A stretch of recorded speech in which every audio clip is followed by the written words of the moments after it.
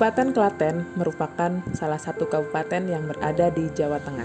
Selain terletak di wilayah Jawa Tengah, Kabupaten Klaten sekaligus daerah penyangga dari dua kota besar, yakni Surakarta dan Yogyakarta. Kabupaten Klaten memiliki sebuah kebudayaan tradisional yang merupakan salah satu dari warisan kebudayaan terdahulu yang terletak di Kecamatan Pedan. Kecamatan Pedan mempunyai ciri khas, salah satunya kain tenun yang bisa dibanggakan yakni kain lurik. Nama kain lurik itu sendiri berasal dari nama salah satu kecamatan yang berada di Klaten, yaitu Pedan. Lurik adalah garis, gitu ya.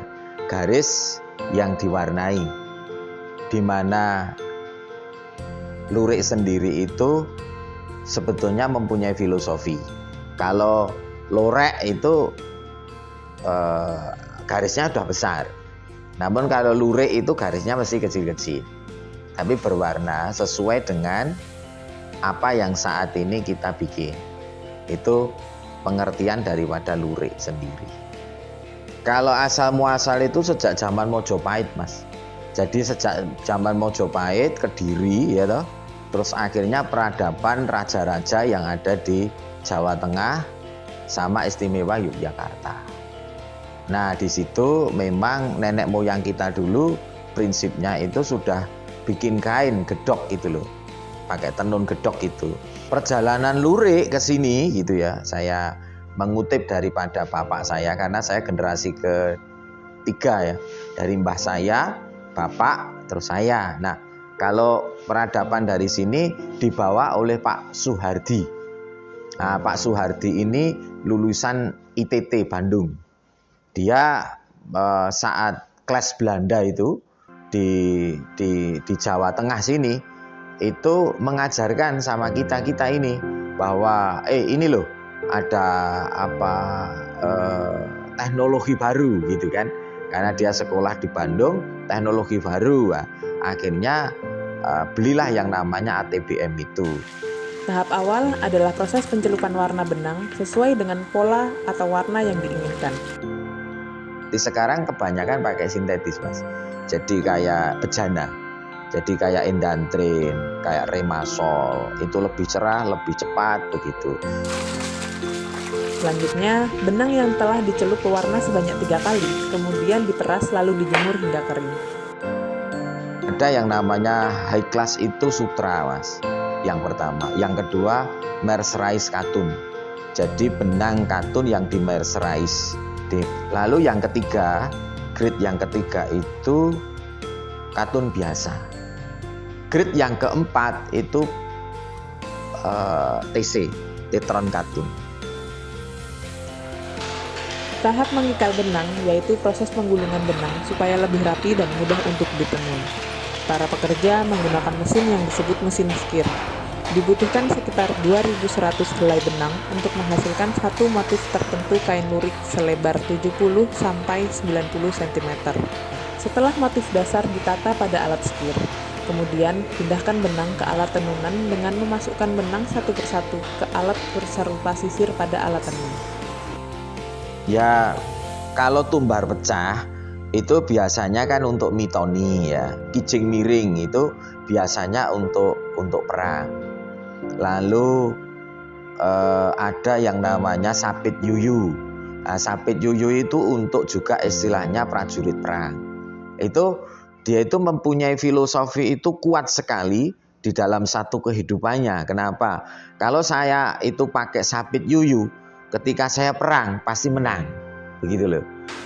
Kemudian proses terakhir benang mulai ditenun menggunakan alat tenun bukan mesin atau ATBM. Jenis corak motif kain lurik tradisional yang masih dapat dijumpai dan dibuat oleh pengrajin antara lain adalah motif tumenggungan, bribil, liwatan, tumbar pecah, lasem, dan motif terlupat. Kalau saat ini terus terang itu regenerasi itu sangat sulit, Mas. Yang pertama itu orang muda itu kan gengsi ya. Kalau nenun itu sekarang gengsi. Lalu yang kedua itu kebanyakan itu lari ke kota. Biasanya begitu. Lalu siapa Pak tenaganya? Tenaganya yang saya rekrut sekarang itu paling tidak umur 40 ke atas, Mas. Yang muda-muda itu mungkin kerja di kota. Jumlah penenun kain menyusut dari waktu ke waktu. Para penenun kain lurik saat ini kekurangan sumber daya manusia. Menjadi kendala dalam upaya pelestarian lurik dengan alat tenun bukan mesin. Sampai sekarang itu upaya pemerintah itu belum ada, Mas.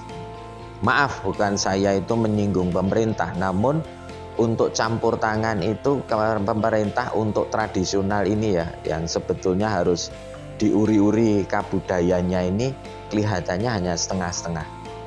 Ya yang bisa aja. Karena kebanyakan kalau saya lihat itu berjuang masing-masing, Mas. Campur tangan iya ada. Karena itu keterlibatan UMKM. Ya harapan besar saya itu anak muda itu yang penting mencintai produk Indonesia.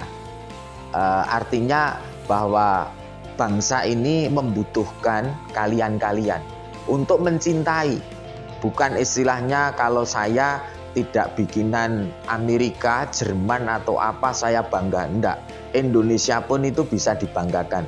Contohnya tahun 60 bangsa Indonesia ini mengagumi produk dalam negeri.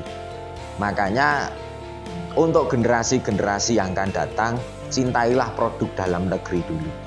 Nanti baru kalian-kalian ini baru tahu nanti bahwa produk dalam negeri ini sangat luar biasa, bahkan membantu ekonomi kita.